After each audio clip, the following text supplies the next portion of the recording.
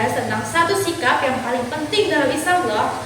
Apa itu? By the way, kita di sini bersama Kak Ola, Kak Amel, saya sebagai host, Kak Una, dan juga Kak Alexa. Hai. Kita mulai dari yang paling dasar dulu ya. Apa sih itu tawadhu menurut Kak Ola? Kalau menurut aku, tawadu adalah rendah hati, nggak sombong kalau kita punya kelebihan. Betul. Oke. Nah sekarang, menurut kalian apa contoh dari bersikap tawadhu di kehidupan sehari-hari? Nah, misalnya mendapat nilai bagus tapi nggak pamit ke teman.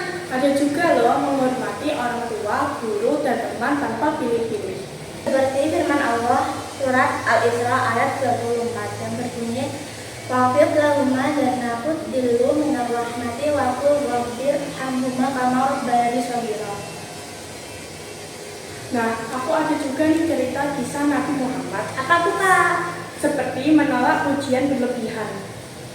Nabi SAW melarang para sahabatnya memuji secara berlebihan seperti kaum Nasrani.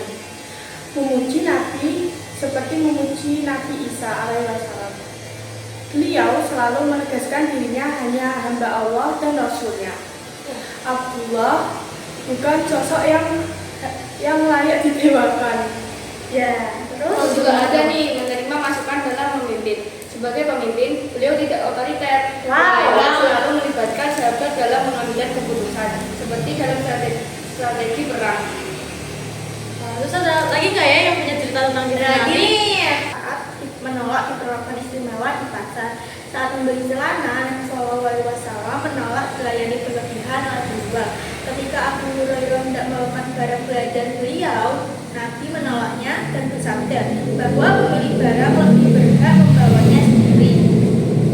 Wow, berarti itu banyak banget ya nabi-nabi dalam menggunakan sikap tawadhu juga dalam kehidupan sehari-hari. Iya betul banget tuh. Terus menurut kalian apa sih manfaat dari bersikap tawadhu? Orang yang bertawadhu biasanya lebih disukai dan lebih dipercaya. Dan yang paling penting, Allah akan meninggikan derajat orang yang rendah hati. Wah, obrolan kita seru banget ya kali ini.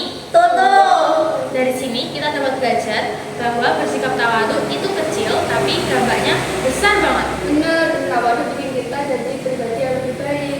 Dan hidup juga terasa lebih damai.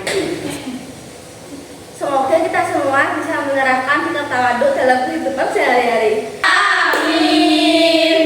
Terima kasih sudah mendengarkan podcast Suara Hikmah. Sampai jumpa di episode berikutnya. Bye bye.